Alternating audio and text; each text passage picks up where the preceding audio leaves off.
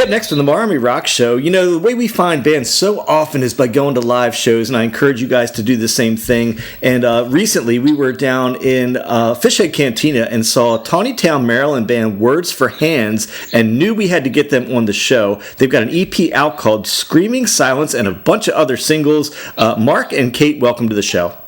Thank you very much. Hey, Happy to be here.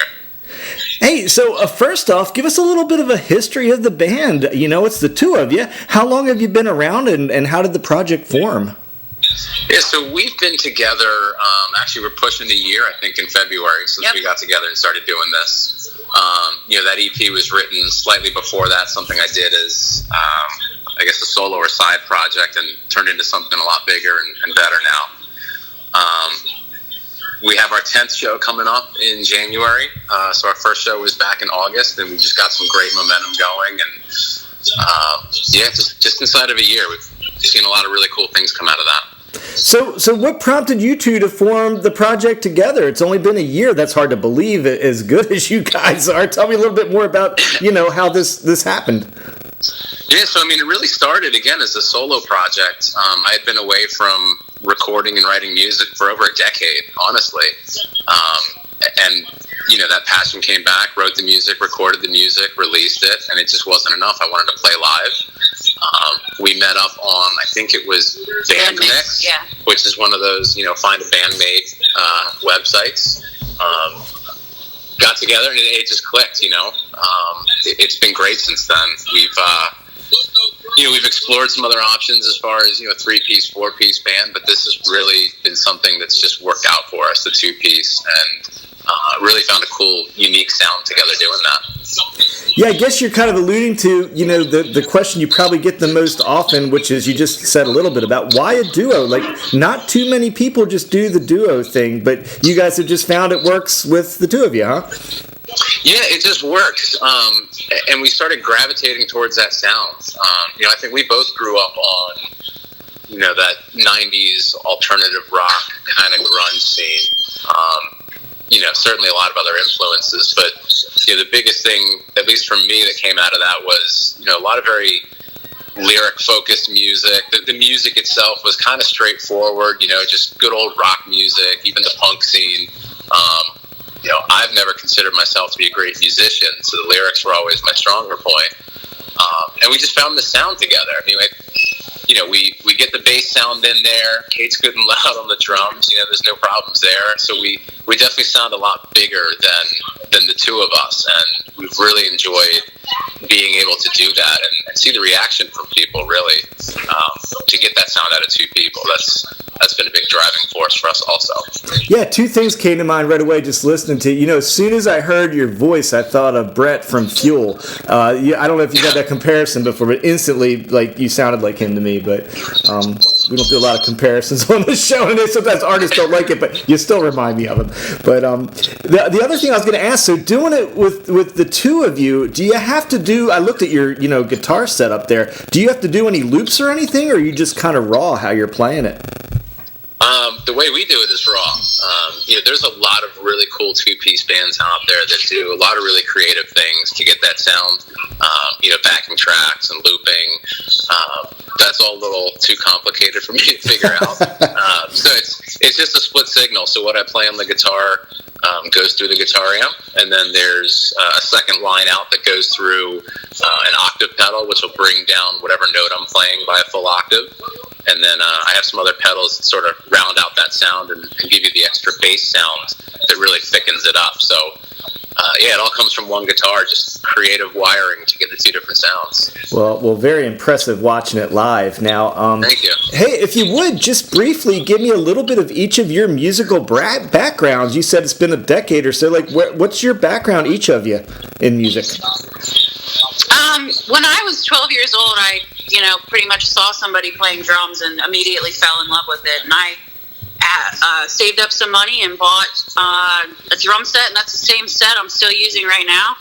Wow. And I just basically taught myself just by watching and listening. And I played off and on. Certain times in my life I took it a little more seriously than others, and then I kind of gave up.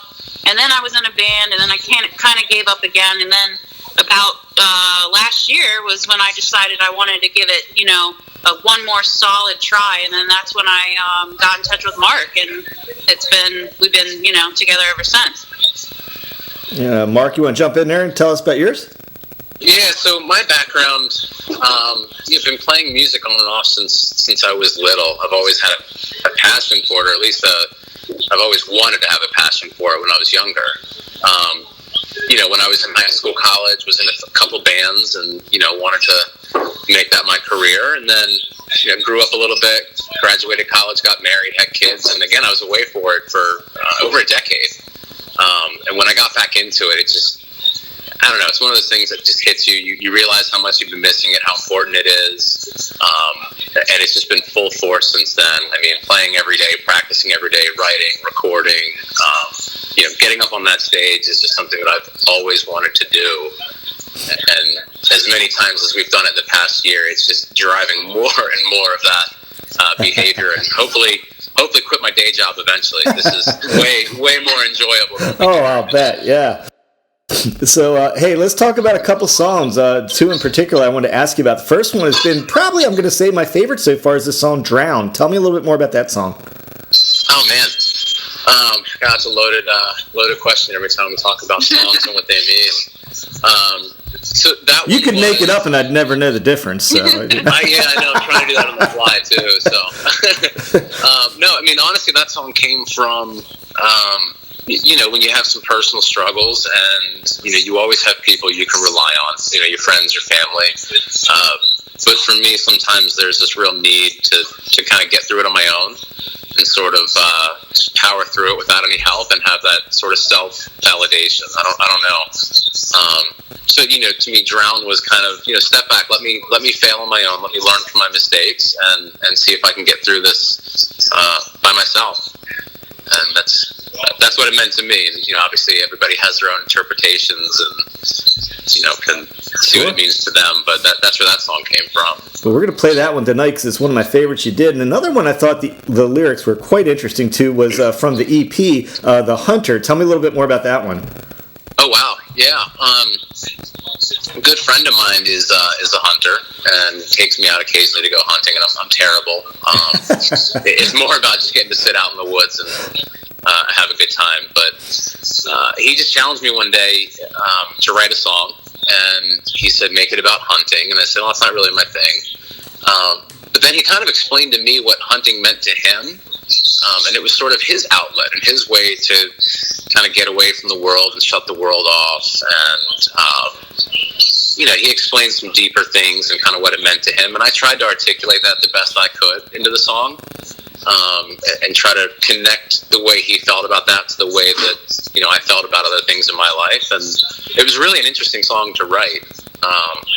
Really happy with the way it came out, but I've never really written a song because somebody else challenged me on a topic. It was more, something that came from, what I was feeling. So that was a really cool, unique song to write. Turned out really cool. So I mentioned I met you guys in Hale Thorpe at the Otherwise show, opening it up for those guys. And reflect back on that show, man, it looks like you guys had quite a few of your own fans at that show. Yeah, we worked to get some people out there. That was honestly the most fun we've ever had. Yeah, it was incredible. The Otherwise guys, I know you know this, but they're just incredible guys. They're really down to earth, really nice. We were there ahead of time for their VIP meet and greet they did with some of their fans, and they gave us shout outs and the other bands shout outs, and just they were incredible to be around, and the energy they had, I think we fueled off of that. It was what an incredible night. We're really fun.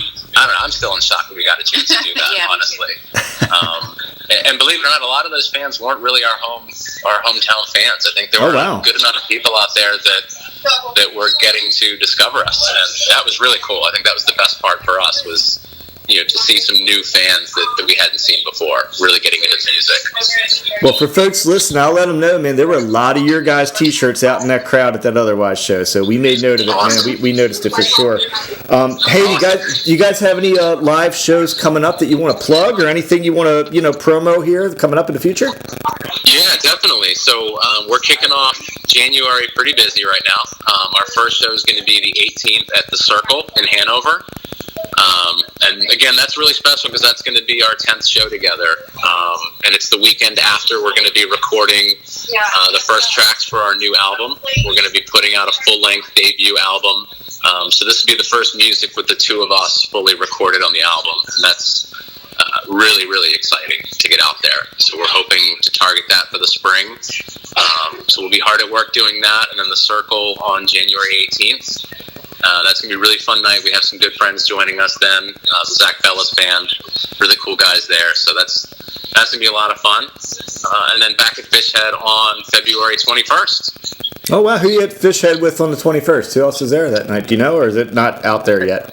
I don't have the full lineup. I know that our friends Brandy and the Bottom Shelf will be there with us. So really looking forward to playing with them, another really good local band from the area. So definitely pumped about those shows, and plenty more to come throughout the course of 2020. So, hey, one last thing before I let you go. When we bought you guys did a really cool thing, man. We bought our tickets from you. You guys were nice enough to send us a shirt. And I've noticed this tagline just keeps existing with you guys. You mind if we make some noise? So, it seems to be your catchphrase. Could you elaborate a little bit where that came from? Or maybe it didn't come from anything. I don't know. No, it came from our very first show together back in August. The first live show we did, it was part of the Gettysburg Rocks that they do twice a year. We did that at Bourbon Bar and Grill, and it was the first thing that popped into my head when we got up on stage, and got a good reaction, and it was kind of a quiet atmosphere, a restaurant, people were eating dinner, and we knew when we got up there we were going to probably be pretty loud. So. Yeah. So maybe it was a warning to them, I don't know. But it's kind of how we feel about our music. Not that it's noise, but we like to get up there and just have a good time and play loud and just enjoy it. And I think that's why we've been so successful locally, is just having a good time.